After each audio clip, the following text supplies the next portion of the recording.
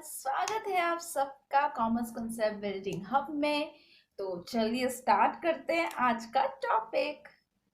तो चलिए आज का हम टॉपिक स्टार्ट करते हैं। आज का टॉपिक जो है, मैंने आपको 4 स्टेजेस करवा दी हैं न्यू प्रोडक्ट डेवलपमेंट प्रोसेस की। आज बारी है 5th स्टेज की। कल तो संडे था तो आप सबको पता है आजकल मैं संडे को ऑफ रख रही हूँ। तो यहाँ पे मैं लिख देती हूँ 5th स्टेज। 5th स्टेज जो है वो है आपका बिजनेस एनालिसिस। आई होप आपको सब कुछ क्लियर हो। बिजनेस एनालिसिस, ठीक है, ये है आपकी 5th stage new product development process की। तो देखिए, जब हम कंसेप्ट को डेवलप कर लेते हैं, 3rd स्टेज में हम कंसेप्ट को डेवलप करते हैं, उसको टेस्ट करते हैं। फिर 4th स्टेज में जब हमारी मार्केटिंग स्ट्रैटेजी हम बना लेते हैं, उसके बाद बारी आती है बिजनेस एनालिसिस की। थोड़ा सा ऊपर चला गया है, बिजनेस एनालिसिस की बारी आती है। तो देखिए, बिजनेस एनालिसिस का मतलब क्या हुआ? बिजनेस एनालिसिस का मतलब ये होता है कि आप अपने यहाँ पे बिजनेस को एनालाइज करते हो बहुत ज़्यादा डिटेल में। मीन्स यहाँ पे जो आपका नया प्रोडक्ट है, न्यू प्रोडक्ट जो है, ठीक है ना, जिसका आइडिया आपने चूज किया है, तो जो न्यू प्रोडक्ट आइडिया है जो आपने चूज किया, यहाँ पे अब आप उसका एनालाइज और ज़्यादा डिटेल में करोगे। हम इसमें ये देखते हैं कि कितना हमें पैसा चाहिए, कितना हमें फाइनेंस रिक्वायर्ड होगा यहाँ पे, ठीक है। मैन्युफैक्चरिंग हम कैसे करेंगे, मैन्युफैक्चरिंग कैसे होगी, कितनी कॉस्ट लगेगी, कितनी कॉस्ट लगेगी, कितना हमें फ्यूचर में जाके सेल्स हमें होगी, कितना हमें प्रॉफिट इस आइडिया से हमें मिलेगा।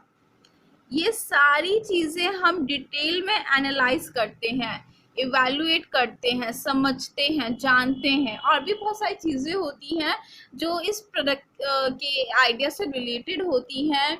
इसकी मैन पावर रिक्वायरमेंट, हमें कितने बंदे चाहिएंगे इस प्रोडक्ट को बनाने के लिए, मैन पावर, कितनी मैन पावर हमें रिक्वायर्ड होगी। और भी बहुत सारी चीज़ें होती है। हम कॉस्ट ऑफ डिस्ट्रीब्यूशन क्या होगी, यहाँ पे तो मैंने आपकी कॉस्ट ऑफ प्रोडक्शन की बात की। कॉस्ट ऑफ डिस्ट्रीब्यूशन कि जब हम गुड्स कस्टमर तक पहुँचाएंगे उसमें कितना खर्चा बैठेगा, होलसेलर को हमें कितने पैसे देने पड़ेंगे, एजेंट्स को हमें कितने पैसे देने पड़ेंगे। सॉरी, होलसेलर तो एक तरह से हमें पैसे देता है, लेकिन जो एजेंट्स होते हैं, जो सेल्स पर्सन होते हैं, जो हमारे गुड को प्रमोट करते हैं, उसमें हमें कितना पैसा लगेगा, ठीक है ना। कॉस्ट ऑफ डिस्ट्रीब्यूशन,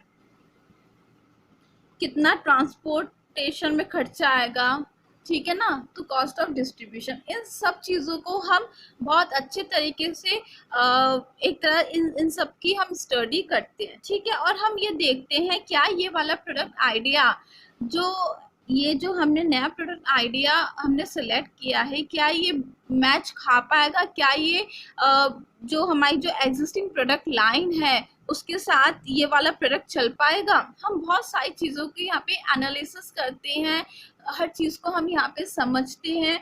हम ये भी जानने की कोशिश करते हैं कि कंपनी को कोई दिक्कत तो नहीं आएगी ये वाला प्रोडक्ट बनाने में, ठीक है ना। तो बहुत सारी चीज़ें होती हैं जिन चीज़ों की हम बिजनेस एनालिसिस में यहाँ पे स्टडी करते हैं। कुछ चीज़ें तो ये होती हैं और मैं आपको थोड़ी सी और डिटेल में बता देती हूँ। पहली चीज़ होती है आपकी प्रोडक्ट की characteristic, product characteristic. I hope आपको सारी चीज़ें ये क्लियर हो।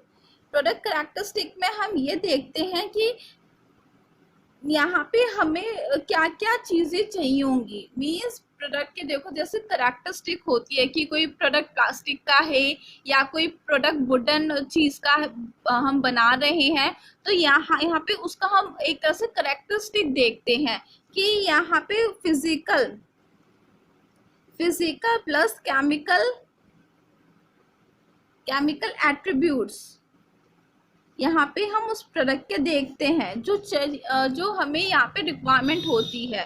फॉर एग्जाम्पल आप यहाँ पे लिपस्टिक बना रहे हो, मतलब आप यहाँ पे कॉस्मेटिक का बिजनेस खोल रहे हो, तो बहुत सारी आपको चीज़ें चाहेंगी, क्योंकि उस प्रोडक्ट का करेक्टरिस्टिक ही ऐसा है। कुछ आपको केमिकल्स की भी नीड पड़ेगी, उसका जो फिजिकल अपीयरेंस होती है कॉस्मेटिक की, देखो कितनी अच्छी अच्छी फिजिकल अपीयरेंस होती है। फिजिकल अपीयरेंस मतलब जो लिपस्टिक है उसकी भी जो पैकेजिंग होती है कितनी अच्छी होती है। आप कोई फेस क्रीम लेके आते हो उसकी भी पैकेजिंग कितनी अच्छी होती है। तो यहाँ पे हमें प्रोडक्ट का करेक्टरिस्टिक्स भी अच्छे से एक तरह से स्टडी करना है, ठीक है, कि वो कैसा बनेगा और वो कैसे रहेगा, ठीक है। सेकंड जो आता है आपका प्रोडक्शन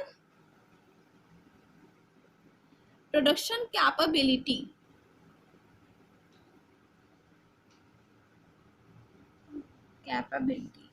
हम ये देखते हैं जो हमारे पास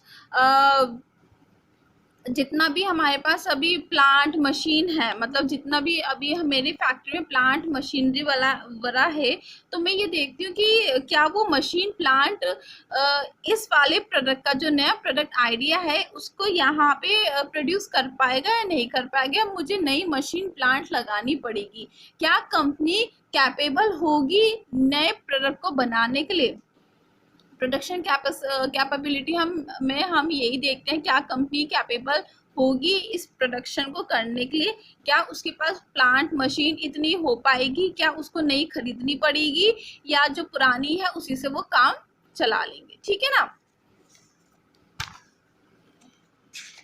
और जो दूसरा पॉइंट यहाँ पे आता है, तो जो थर्ड पॉइंट है वो है आपका प्रोडक्शन फैसिलिटीज। ये भी वैसे ही है जो प्रोडक्शन कैपेबिलिटी है, प्रोडक्शन फैसिलिटीज।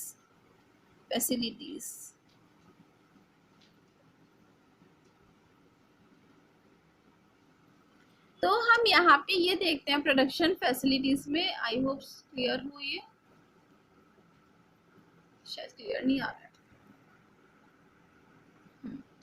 प्रोडक्शन फैसिलिटीज में हम यहाँ पे ये देखते हैं कि कितनी जल्दी कंपनी नई फैसिलिटीज को डेवलप कर पाती है for producing new product idea. कि मतलब देखो हमें नई फैसिलिटीज तो चाहिएगी, क्योंकि जब हम एक नया प्रोडक्ट डेवलप कर रहे हैं और आपके पास वो वाली मशीन अवेलेबल नहीं है अपनी फैक्ट्री में, तो आपको नई मशीन, नया प्लांट, मतलब जितना भी आपको मैन्युफैक्चरिंग में यहाँ पे रिक्वायरमेंट पड़ने वाली है वो सारी चीज़ें आपको चाहिएंगी। तो यहाँ पे इसी चीज़ की बात होती है, how quickly new facilities for production of new product can be build, कि हम कितनी जल्दी नई फैसिलिटीज को डेवलप करेंगे, कितनी जल्दी हम कर सकते हैं नई फैसिलिटीज को डेवलप, कि जिससे जो हमारा नया प्रोडक्ट है वो एक तरह से उसकी जो प्रोडक्शन है वो स्टार्ट हो पाए, ठीक है।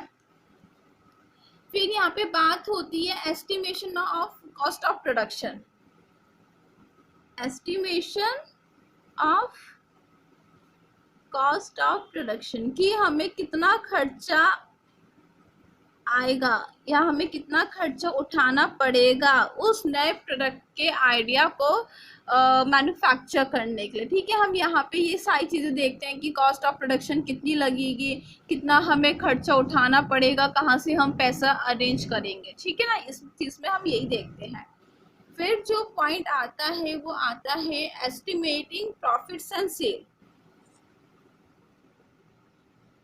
Meeting profits and sales. Estimating profits and sales, हम यहाँ पे ये देखते हैं कि हमारा जो फ्यूचर, मतलब फ्यूचर में हमें कितना प्रॉफिट हो पाएगा, कितनी सेल्स हम जनरेट कर पाएंगे, ठीक है ना। ये सारी चीज हम देखते हैं कि फ्यूचर में जाके हमें कितना प्रॉफिट होगा, कितनी हमारी सेल्स होगी, ठीक है। डिमांड कैसी रहेगी हमारे प्रोडक्ट की, ठीक है, इन्वेस्टमेंट कितनी चाहिएगी, ये सारी चीजें हम यहाँ पे देखते हैं। वैसे तो यहाँ पे प्रॉफिट एंड सेल्स की बात की जाती है, लेकिन फिर भी हम और चीज़ों का भी एक तरह से इवैल्यूएशन कर लेते हैं, एनालिसिस कर लेते हैं, ठीक है। फिर होता है आपका last programme for new product development. फिर यहाँ पे हम एक प्रोग्राम बनाते हैं किसके लिए? फॉर न्यू प्रोडक्ट डेवलपमेंट के लिए।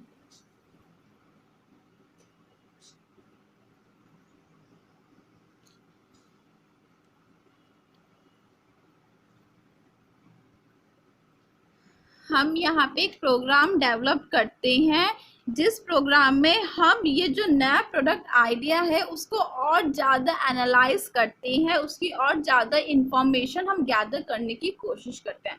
तो इस प्रोग्राम का यही मोटिव एक होता है कि हम ज़्यादा से ज़्यादा यहाँ पे इंफॉर्मेशन गैदर करें, गैदर करें, ठीक है ना, किसकी? न्यू प्रोडक्ट आइडिया की, ठीक है ना।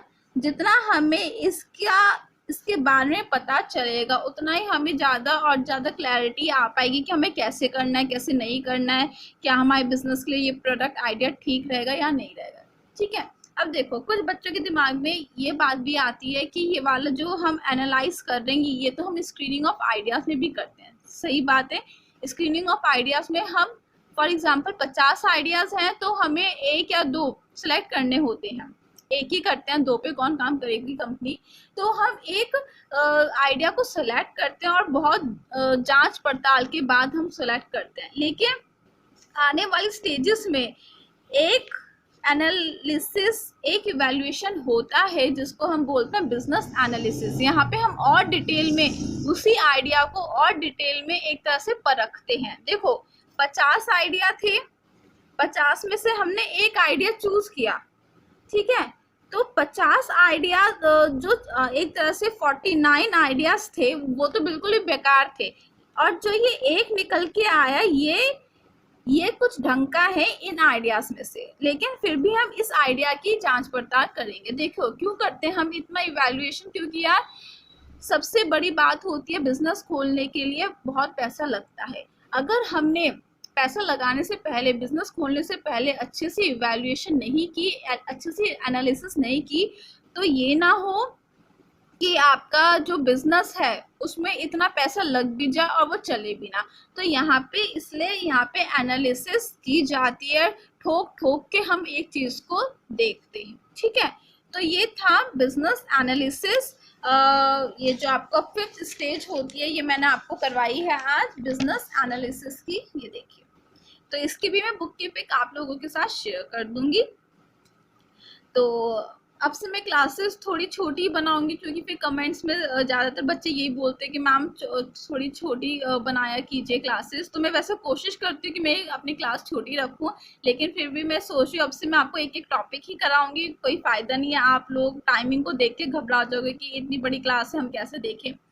तो कोई बात नहीं, मुझे कोई जल्दी नहीं है मेरे तो, और ठीक है मैं आपको और अच्छे से एक एक टॉपिक को ये अच्छे से मैं 10 मिनट की क्लास बना लूँगी, चाहे 15 मिनट की क्लास बना लूँगी, मैं एक ही टॉपिक को आपको अच्छे से एक्सप्लेन कर लूँगी। देखो मेरा मेन मोटिव यही है कि जितने भी कॉमर्स के कंसेप्ट हैं मैं आपको उनका जो बेसिक है मैं आपको वो क्लियर करूँ। तो बस मैं इसी मोटिव के साथ आप लोगों को यहाँ पे पढ़ा रही हूँ। तो आई होप आपको ये वाला टॉपिक अच्छे से समझ में आया हो। अभी मैं आपके साथ इसकी बुक की पिक शेयर कर दूँ। बाय।